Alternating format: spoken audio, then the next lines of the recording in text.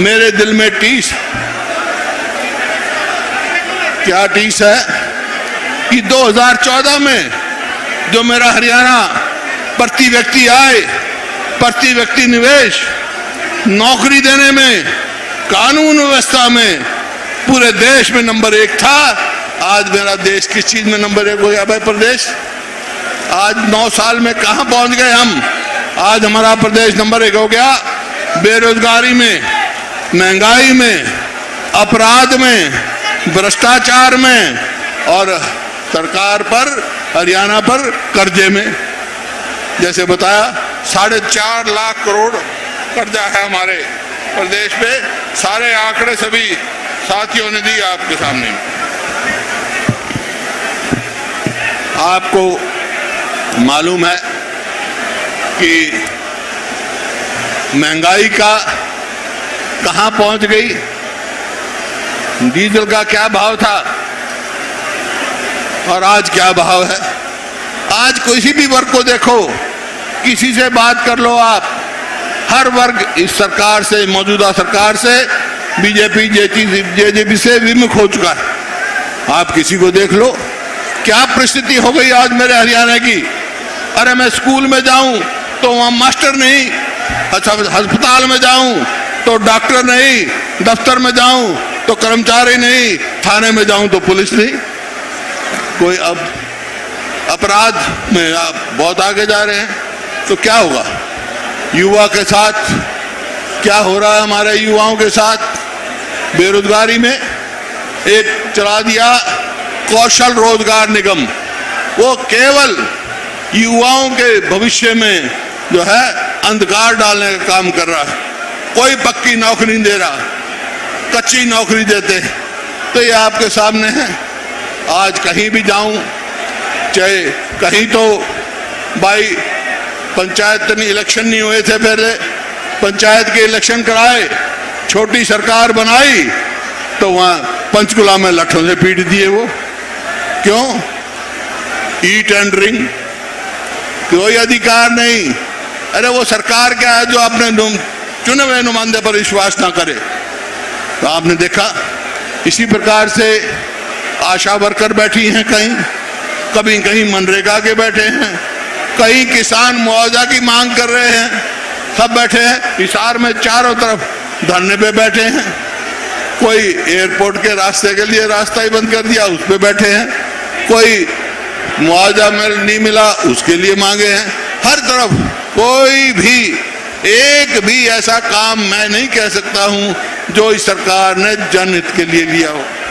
आपको याद हो तो आप बता दो भाई। हिसार से ले लो, हिसार में बता दी दीपेंद्र सिंह जी ने कि हमारी सरकार के समय में कहां से कहां देख लो आप, रेल और रोड की यहां रैली हुई और काम शुरू किया गया कि भाई दिल्ली से सीधी रेल हिसार और सिरसा तक जाएगी, महम रोहतक महम आसी रेल जुड़ जाएगी। 9 साल हो गए, अब तक वो पूरी नहीं कर सके। जमीन हम एक्वायर करके गए थे, नहीं हुई। एयरपोर्ट, जो एयरपोर्ट था, जो हवाई पट्टी थी, 2013 सेंट्रल कैबिनेट में हमने इसको डोमेस्टिक एयरपोर्ट मंजूर कराया। बात करते हैं इंटरनेशनल की, है तो डोमेस्टिक भी चालू नहीं कर सके भाई। अब तक एक एयरपोर्ट बन रहा था हिसार के कोने पर, इंटरनेशनल एयरपोर्ट हो गया। और एक रोड जो हमने बनाई हिसार से चंडीगढ़, इनने भाई कोई एक बनाई हो तो बता दो, 1 इंच रेल बनाई हो तो बता दो। हिसार को सेंट्रल गवर्नमेंट से हमने जो है मैग्नेट टाउन डिक्लेयर कराया था। वो सिर्फ हिंदुस्तान में 5 टाउन हैं और इसी बात से सारी सुविधा मिलती थी, क्योंकि हिसार एक हरियाणा का दिल है, हरियाणा की जो केंद्र राजनीति का केंद्रित्व है। और भाई व्यक्तिगत बातें तो होती हैं, लेकिन मेरा भी व्यक्तिगत मामला है। मेरा भी हिसार लुदास, मेरा भी आधा परिवार है भाई बैठा है, तो आपके सामने है। तो एक भी काम इस सरकार ने किया हो तो आप बताओ। कोई कोई भी कहीं नहीं। अब मैं तो एक बात आपसे बात करने जो मैं कह रहा था, मैं आपसे बात पूछने आया हूं, बात कर रहा सुनिए आपकी। भाई मेरी उम्र हो गई 76 साल और मेरे दिल में है 30। मैं आपसे इजाजत लेने आया हूं, भाई एक टक्कर इनसे लेना चाहता हूं, आपका साथ होगा, दोगे साथ?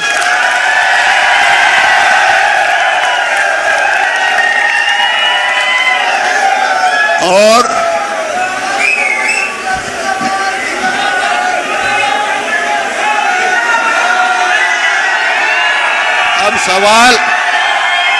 अब सवाल आता है कि आपकी सरकार आ जाएगी तो आप क्या करोगे? एक बात याद होगी आपको कि जब हमारी सरकार थी, मैं एक बात कहा था मैंने, भाई लिख लो, अगर मैं भी थारा भला नहीं कर सका तो कोई भला नहीं कर पाएगा। कह गया था। तो आज भी मैं कहने आया हूं, हमारी सरकार आएगी तो हम क्या क्या काम करेंगे भाई। जो इस सरकार ने तमाशा कर रखा है ना, परिवार पहचान पत्र, फैमिली आईडी, मेरी फसल मेरा ब्यौरा, मतलब ऐसे पोर्टल बना रखे हैं जो पेंशन कार्डू हैं। 5 लाख बुजुर्गों की पेंशन कार्ड दी, 10 लाख गरीब आदमियों का राशन कार्ड काट दिया। ये सब खत्म कर देंगे हम भाई, ये बेकार चीज है।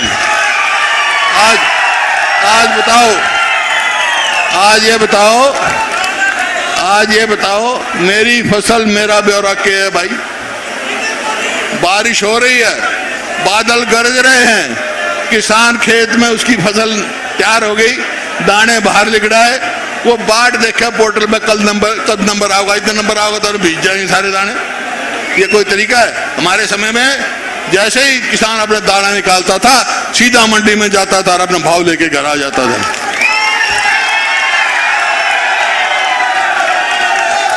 तो मैं आज ये कह के जा रहा हूं भाई, जो हम कहते हैं, जो मैं कहूंगा वो हम करेंगे।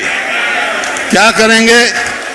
एक तो भाई ये बुजुर्गों की सबसे पहले बात है, ये तो 5100 ने कही थी, हैं? ये तो आपने बेरा बकरी की मींगण की तरह कर 200 बढ़ा देंगे, 250 बढ़ा देंगे। तो भाई हमारी सरकार आएगी तो बुजुर्गों की पेंशन 6000 रुपए महीना करेंगे। 6000 का मतलब 200 रोज के पेंशन। और भाई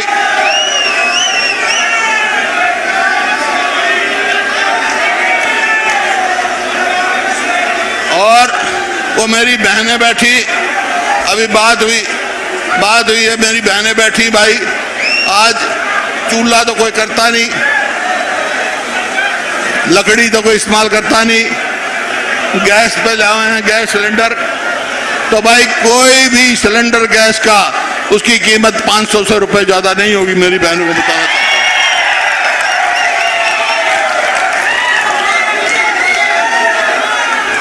और हमने अपनी सरकार के समय में 3,82,000 100 गज के प्लॉट दिए, हजारों मकान बना के दिए, इनने सारी स्कीम बंद कर दी।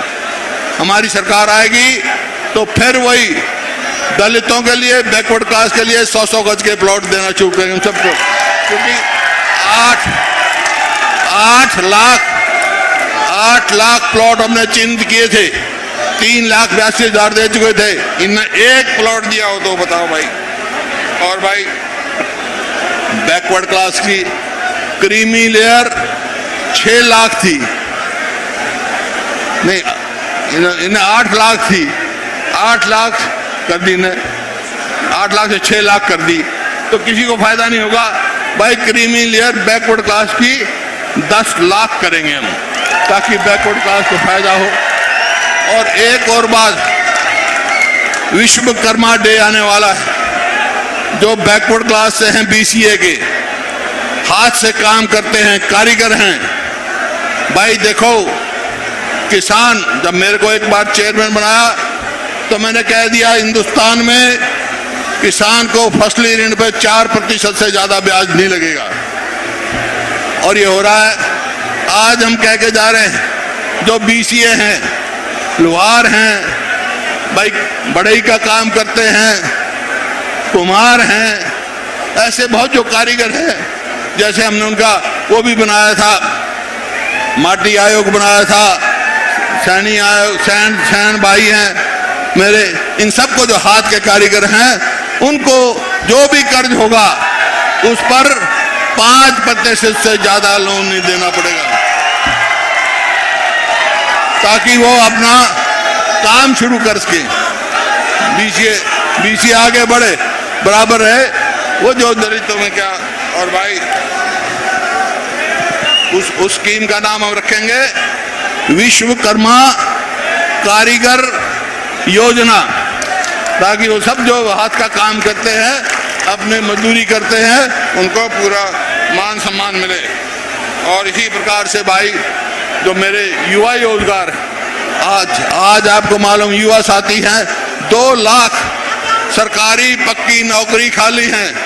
हमारी सरकार आएगी तो भाई 2 लाख पक्की नौकरी लगाएंगे, रोजगार देंगे। और इसी प्रकार से जो मेरे कर्मचारी भाई हैं, जो पेंशन प्राप्त कर रहे हैं और उनकी जगह जगह बैठे हैं पुरानी पेंशन लागू करने के लिए, OPS, सरकार आएगी, पहली कैबिनेट मीटिंग में फैसला करेंगे, हम पुरानी लागू करेंगे।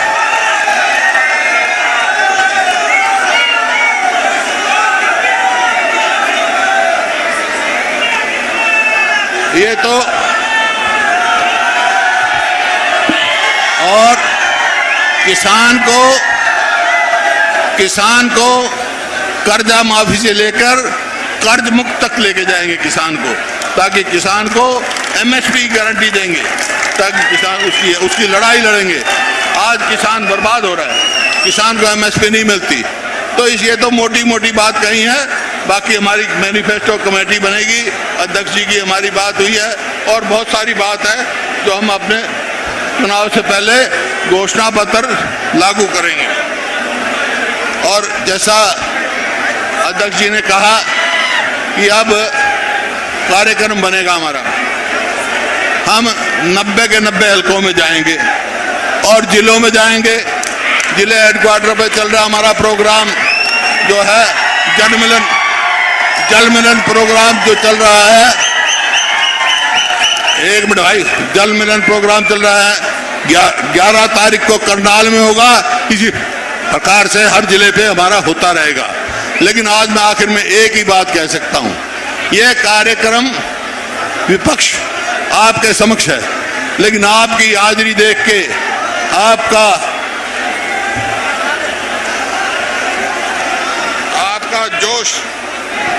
जोश देखकर जो है, ये विपक्ष आपके समक्ष नहीं रहा है, ये तो है। और भाई एक बात भूल गया था, गरीब आदमी है जो, उसको 300 यूनिट बिजली माफ।